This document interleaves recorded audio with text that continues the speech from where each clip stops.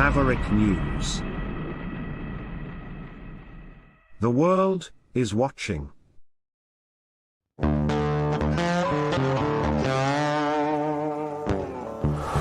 In a universe full of ideas, we draw lightness from the dark to a place where opposites attract. Right meets left, positive touches negative, sparking an explosion of truth. Because politics makes strange bedfellows.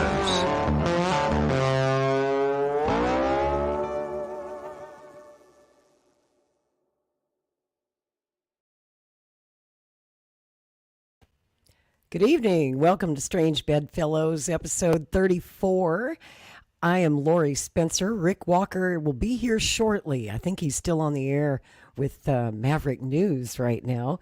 But tonight we have an international panel joining us from 4 different countries, which is pretty cool. You got me here in the United States in Oklahoma, where we're having this tonight. So you might get some tornado siren sound effects. Hopefully not any tornado sound effects. We got Rick Walker up in Canada who will be joining us. And we're also welcoming back all the way from South Africa our friend Naomi Allen. She's a history blogger and a self-described proud Zionist. She argues that Israel's war against Hamas is justified and that the protests erupting at college campuses worldwide are celebrations of anti-Semitism. And you might remember last time Naomi was with us on episode 28, she predicted something kind of chilling. She said that a second Holocaust could be coming, and she said that it would start in New York City, which I found intriguing at the time. And now I find it even more intriguing because right now in New York City, we have 4 large anti-Israel campus demonstrations in full swing, and that's more than any other city in the United States. We're going to talk about that tonight. And Naomi will also explain why she thinks this is a dangerous trend that's not good for the country or the world. Also joining us tonight is our Maverick News correspondent in Crimea, Kevin Michelizzi. We're going to talk about the other war in his neck of the woods and that $60 billion aid package passed by Congress and signed by President Biden this week, and how this influx of more money and more weapons affects the ongoing war in Ukraine. So without further ado, let me bring in my friends from all around the world. Let's bring in Kevin. Good morning, Kevin. I think it's 4 o'clock in the morning there? It is a little after 4.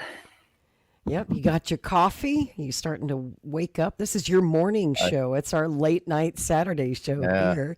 I'm actually Yum. And Naomi is back. Hello, dear. It's 3 o'clock in the morning in South Africa. Remind everybody where exactly you are in South Africa. KwaZulu-Natal. KwaZulu-Natal. I have no idea where that is in South Africa.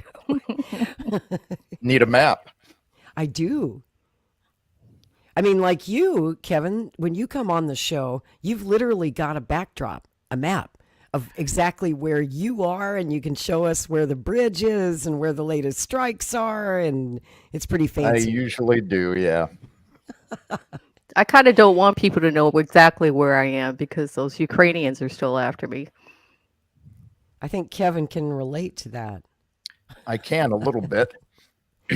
Well, Crimea is an interesting place, isn't it, Kevin? Because you live in disputed territory. Some think of it as Ukraine, some think of it as Russia, and you've got people loyal to both sides all around you, your neighbors, your friends. Yeah, and, it's fine when you can tell who's on what side, but often you cannot. So you may have somebody with Russian citizenship, Russian license plates on their cars, and they're still very much anti-Russia. And for me, it really, is it Russia? Is it Ukraine? Reality is the Russian government's in charge. I've been here when the Ukrainian government was in charge. So